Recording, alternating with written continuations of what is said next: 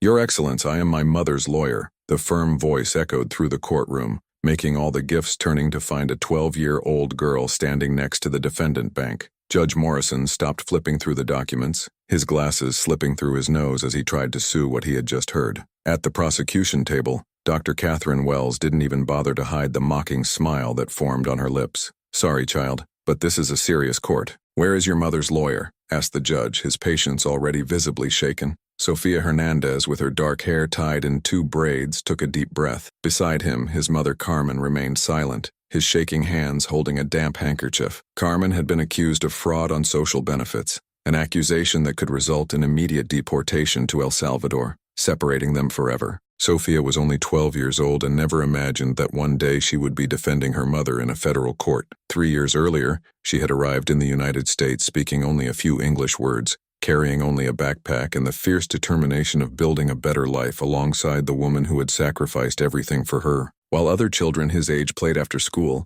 Sophia passed whole afternoons in the public library, devouring law books with the same determination with which her mother cleaned offices at dawn to support them. Every page he read was moved by the silent promise of never being defenseless in the face of injustice. "Your Excellency, I studied all the laws of immigration relevant to this case," Sophia continued, her voice not even cheating. "And according to the Code of Civil Procedure, Section 2.1, any citizen may represent himself or a family member on legal matters, provided he has adequate knowledge of the matter." A murmur toured the little gallery. Dr. Wells finally raised the eyes of the documents, its expression changing mocking to genuine surprise. 15 years dealing with cases of immigration, she had never faced a situation like that. "Where the hell did you learn this, girl?" he whispered the bailiff for his colleague, impressed by the technical accuracy of the legal citation. Sophia had noticed strange signs for weeks. Employees of the Social Assistance Department asking 2 specific questions about family finances, documents being repeatedly requested, glances of distrust when she and Carmen attended government offices. Something was being orchestrated, and she had spent the last few weeks investigating every detail with the meticulousness of a professional detective. Dr. Wells leaned forward, clearly fun with the situation. "And you really believe that a child can properly defend his mother against federal fraud accusations?" "I believe the truth can be defended by anyone who has the courage to face it," Sophia has responded calmly, organizing her makeshift roles with the confidence of those who know each comma of what she is about to present. The assistant prosecutor next to Dr. Wells whispered something in his ear, making her smile even more widely. It was obvious that they saw it as an easy victory, a desperate immigrant mother using her daughter as the last pathetic resource. "Very well," said Judge Morrison, adjusting his glasses with a resigned sigh. "You have 10 minutes to present your defense. But if this is a waste of time, I will personally guarantee that your mother is processed by contempt to court." Sophia nodded calmly, opening a makeshift folder made with cardboard. Inside, dozens of meticulously organized documents, some printed in the library, others hand-copied during their long search sessions, all marked with precise notes in their careful lyrics. What no one in that room knew was that Sophia was not just a bright child trying to save her mother. For months, she had discovered something about the case that would completely change the course of that judgment, something so explosive that it would turn victims into victorious and expose a network of corruption that went far beyond a simple accusation of fraud. There, in the face of all the eyes of doubt and contempt, Sophia remained firm, as one who keeps a secret too powerful to be revealed before the right time. If this story of courage and determination touched your heart, be sure to subscribe to the channel to find out how a 12-year-old girl was about to turn a court into the stage of the greatest lesson that those people would never forget. Judge Morrison sighed deeply, clearly contradicted by the unusual situation. "Miss Wells, do you have objections to this unconventional representation?" Catherine Wells got up slowly, adjusting the expensive blazer with a smile that didn't hide his fun. "Absolutely none, Your Excellence. In fact, I believe this can even accelerate the process. After all, how long can a child really waste our time?" Sophia observed every movement of the prosecutor, memorizing every arrogant word. For months investigating the case, she had discovered that Dr. Wells had a peculiar history, a 98% conviction rate in cases involving Hispanic immigrant families, a statistic that bordered the impossible unless there was something other than the mere professional competence involved. "My mother has been working on offices for 3 years, Sophia began, her voice clearly echoing through the room. "She leaves home at 4 in the morning and comes back at 7 in the evening. On weekends, he cleanses houses to complement her income. At no time did she have time or opportunity to commit fraud. Child, good intentions do not change the facts, interrupted Dr. Wells disinterestingly, flipping through his documents. Your mother received social benefits while working irregularly. This is federal fraud, regardless of her touching personal circumstances. Carmen Hernandez finally lifted her eyes, tears rolling silently around her face. She had come to the country fleeing violence in El Salvador, carrying only Sofia and the hope of a better life. Working on 2 jobs while receiving temporary aid had not been dishonesty, it had been pure survival. The reality was that Carmen had correctly reported her eventual cleaning work, but someone in the department had deliberately omitted this reports from the reports. Sofia had discovered this 3 weeks ago when she got access to the original forms completed by her mother, comparing them with the official reports that generated the accusation. My client is prepared to accept an agreement, Sofia said calmly, making Dr. Wells raise a surprised eyebrow. What kind of agreement could a 12-year-old propose to be relevant to a federal court? Wells asked, his voice loaded with condescension that made several gifts in the gallery to rummage uncomfortably. Sofia took a deep breath, remembering the long nights in the library, studying not only immigration laws, but also the audit procedures of the Department of Social Assistance. He had discovered discrepancies in reports, inconsistencies in the testimonies, and, most importantly, a disturbing pattern in the cases processed by Dr. Wells. My mother is willing to fully return any amount that the government considers to have been improperly received, Sofia announced. In return, we ask the criminal accusations to be withdrawn and that it can maintain its legal status in the country. The audience muttered approval. It was a sensible proposal for a case that clearly involved more despair than intentional dishonesty. Even Judge Morrison seemed to consider the offer for a moment. Dr. Wells, however, shook his head with theatrical firmness. Unacceptable. The state does not negotiate with fraudsters, regardless of the age of its makeshift representatives. Your mother will be processed with the full rigor of the law, and perhaps this will serve as an example for others who think of deceiving the system. The cruel comment echoed through the room, making Sofia feel a cold anger growing in her chest. It was exactly the type of calculated arrogance that she had observed in dozens of similar cases during her research. In addition, Wells continued, turning to the judge with a petulant smile, I believe that allows this childhood staging to disrespect the seriousness of this court. I ask that the child be removed and that a public defender be assigned to quickly end this case. Sofia felt her heart accelerate, but kept the expression impassive. She had expected exactly this answer. The prosecutor's arrogance was following the script that Sofia had predicted after studying dozens of similar cases. With all due respect to Dr. Wells, Sofia answered calmly, organizing her roles with deliberate movements. I would like to exercise my right to call a witness before any decision is made about my representation. Judge Morrison blinked, confused. Witness? Child, this is not a complete judgment. We are just evaluating if there is merit to proceed with the accusations. With all due respect, you, my mother, has a constitutional right to present evidence in her defense, even in a preliminary hearing, as established in the case Miranda versus Arizona and reaffirmed in Strickland versus Washington.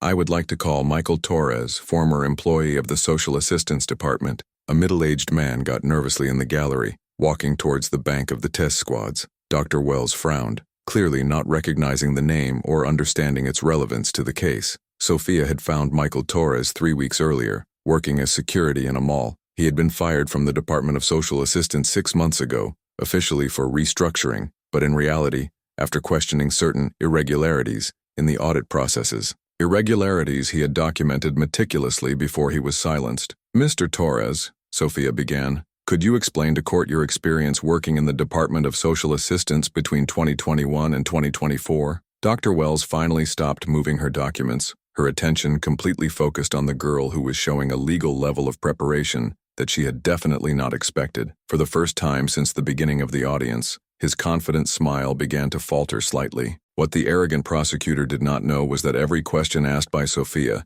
had been meticulously planned, each document in her makeshift folder strategically. For months, that 12-year-old girl had quietly built a case that went far beyond her mother's simple defense. She was about to expose a truth that would make Dr. Wells herself question if she had severely underestimated the determination of an immigrant child who had absolutely nothing to lose. Michael Torres adjusted the microphone nervously, his hands shaking slightly as he swore the truth. At 47, he knew that his testimony could definitely end up with his chances of working again in the public sector. Mr. Torres, Sofia began calmly, During his 3 years in the Department of Social Assistance, did you notice any irregularity in the audit processes? Dr. Wells leaned forward, clearly annoyed by the direction the interrogation was taking. Object, Your Excellence. The child is asking irrelevant questions to try to confuse the court. Overruled, said Judge Morrison, surprised by his own curiosity. Continue, Miss Hernandez. Towers took a deep breath. Yes, I noticed, specifically in cases involving Hispanic families,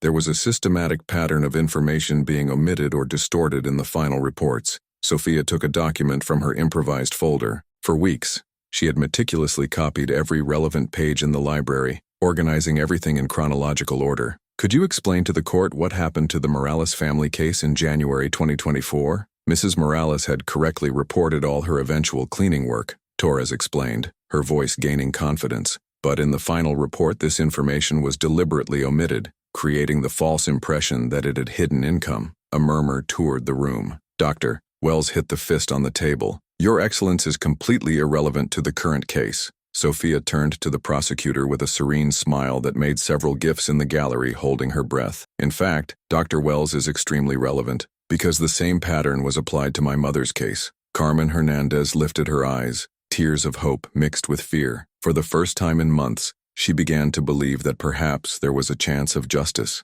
Sophia had spent 3 weeks tracking Michael Torres after finding her name in old department documents. He found that he had been fired after trying to denounce the irregularities, being silenced with veiled threats about his retirement and benefits. Mr. Torres, did you maintain any documentation of these irregularities before being restructured? Sophia asked, emphasizing the last word with subtle sarcasm. Towers nodded slowly. Yes, I discreetly copied several original reports before they were edited. I knew that one day it could be important. Dr. Wells was visibly nervous now, compulsively stirring the documents and urgently whispering with his assistant. What had started as an easy victory was turning into something much more complicated. Sophia had discovered Torres through a strategy that had learned by reading legal cases in the library. There is always someone on the inside who knows the truth. It was enough to find this person and offer him the chance to do the right thing. During his internal investigations, did you identify how many similar cases to my mother? Sophia continued methodically. 43 cases in 18 months. Torres responded without hesitation, all involving Hispanic families, all processed by Dr. Wells's office, all following the same omission pattern. The silence in the room was deafening. Even though Judge Morrison had stopped taking NOTA, your attention completely focused on the explosive testimony. Sophia had spent entire nights in the library, not only studying laws, but also learning about interrogation strategies and evidence presentation. Each question he asked had been carefully planned to build an irrefutable case. Last question, Mr. Torres, Sophia said calmly. Are you prepared to provide the court of these original documents that prove systematic information manipulation in cases of immigration? Towers nodded firmly. Yes, I am. Dr. Wells finally exploded. Your Excellency, this is a scam. A child cannot conduct a complex investigation into departmental procedures. I ask that this testimony be disregarded. Sophia turned calmly to the prosecutor, her eyes shining with confidence that even made Judge Morrison lean forward with genuine interest. What the arrogant Dr. Wells had not yet realized was that every explosion of anger, every desperate objection, only confirmed everything Sophia had discovered during months of silent investigation. The 12-year-old girl was not just defending her mother, she was unmasking a system of systematic persecution that would turn that court on the stage of one of the greatest lessons of justice that any of them never witness. Mr. Torres, do you have in your possession the original documents that prove these manipulations? Sophia asked calmly, as Dr. Wells twisted visibly in her chair. Yes, I have, Torres answered, removing a folder from his jacket. 43 documented cases, including Mrs. Carmen Hernandez. Dr. Wells's expression changed dramatically. The arrogant smile had disappeared completely, replaced by a poorly disguised panic mask. She urgently whispered with her assistant, who shook her head negatively. Sophia walked to the judge's table with deliberate movements. Your Excellence would like to present the original forms completed by my mother as evidence compared to the altered reports that generated this unfounded accusation.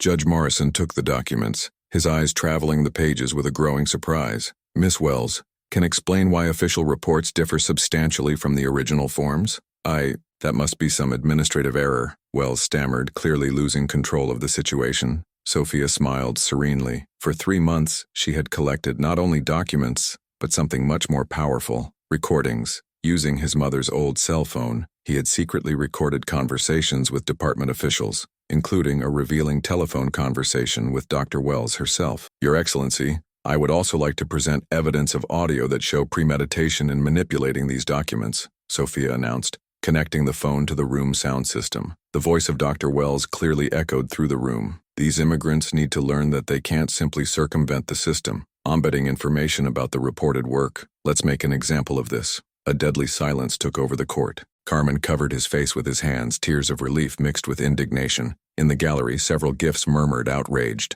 Dr. Wells was now visibly pale. This recording it's illegal. It was obtained without consent. In fact, Sophia answered calmly, according to state laws, recordings of telephone conversations are cool when one of the parts consent to record all conversations related to her case. The assistant prosecutor got up nervously. Your Excellency, we request a recess to review these new evidence. Denied, Judge Morrison answered dryly. Ms. Hernandez, continue. Sophia had kept the best for the end. For weeks, she had investigated not only the mother's case, but the whole history of Dr. Wells. He discovered a disturbing pattern of systematic persecution to immigrant families, always with the same method, manipulating documents to create false accusations of fraud. Your Excellence, during my investigation, found that Dr. Wells maintains a 98% conviction rate specifically in cases involving Hispanic families, compared to only 34% in similar cases involving other ethnicities. The murmur in the room intensified. Some journalists present began to take grades frantically. Sophia continued relentlessly. I also found that Dr. Wells has received 3 promotions in the last 2 years, all based on exceptional efficiency in processing fraud cases on social benefits. The promoter finally exploded. This is defamation. How can a child have access to confidential information about my career? Public information ICA is available on the Justice Department website, Sophia replied serenely. Any citizen can access them, including 12-year-olds who know how to use a library. Judge Morrison removed his glasses, slowly clearing them as he processed the magnitude of what was being revealed. Dr. Wells, these are extremely serious accusations. Sophia had spent months not only collecting evidence, but also learning to introduce them devastatingly. Each revelation had been carefully timed to create the maximum impact. Finally, you would like to inform you that I have already forwarded all this evidence to the Internal Investigation Department and the Bar Association Ethics Committee. Dr. Wells was completely white. Her assistant got up discreetly and left the room, clearly trying to distance herself from the situation that was rapidly collapsing. What had begun as an easy victory against a vulnerable immigrant family had become Dr. Wells' worst professional nightmare. While Sophia calmly organized her documents, preparing for the final blow, the arrogant prosecutor finally began to understand that she had drastically underestimated not only a 12-year-old, but also the relentless strength of the truth when defended by someone who had absolutely nothing to lose and everything to gain from justice. Judge Morrison has completely removed his glasses, cleaning them several times as he processed the magnitude of the revelations. The room remained in absolute silence except for the muffled sound of sobs coming from the prosecution table. Dr. Wells, the judge said slowly, in the light of these extraordinary evidence, I am not only archiving all accusations against Mrs. Carmen Hernandez, but also ordering an immediate investigation into her professional practices. The promoter who had started the day with an arrogant smile was now visibly destroyed. Her assistant had completely abandoned the table, leaving her alone to face the consequences of years of systematic corruption. Sophia helped her mother get up, both hugging each other as tears of relief rolled over her faces. Carmen whispered in Spanish, "Piss, you saved our family." In fact, Sophia answered calmly, "We save much more than our family." Michael Torres approached them in the hallway. "Sophia, I want you to know that you gave me the courage to do the right thing for the first time in years. My retirement may be committed, but my conscience is finally clean." 3 months later, the consequences of Sophia's investigation spread like waves throughout the local judicial system. Dr. Catherine Wells was not only fired, but also criminally processed for manipulating evidence and systematic persecution. He lost his license to advocate and faced the possibility of arrest. More than 40 immigrant families had their accusations filed and received compensation from the state. The Department of Social Assistance was completely restructured, and Michael Torres was reinstated with a promotion, becoming a supervisor of departmental ethics. Sophia became a nationally recognized figure after history viralizes on social networks. Law universities invited her to lectures, and various civil rights organizations offered full scholarships for their future studies. "Did you know you would get it from the beginning?"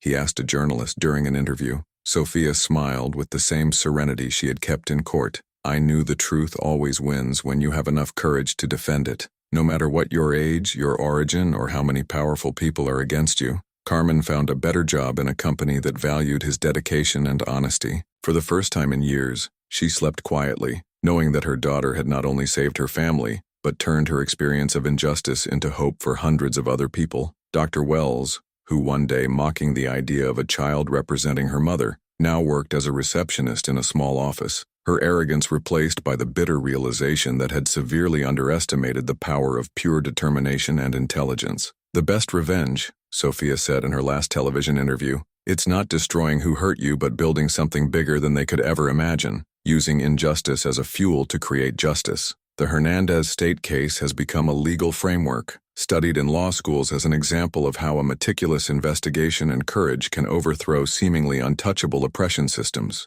Sophia had proven that no matter how young you are or where you come from, when you combine intelligence, preparation, and a fair cause, you can move mountains and transform the world around you. Today, at 13, Sophia continues to study law, with the objective of becoming federal judge. His mother Carmen works as a supervisor in a cleaning company that respects her employees, and both live with the dignity they always deserved. And Dr. Wells, he is still paying his legal debts and trying to rebuild a reputation that she herself destroyed by underestimating the power of a 12-year-old girl who refused to accept injustice as a destination. If this story of courage and determination has inspired you, subscribe to the channel for more stories that prove that true strength does not come from power or privilege, but from the courage to fight for what is right, no matter how impossible the battle seems.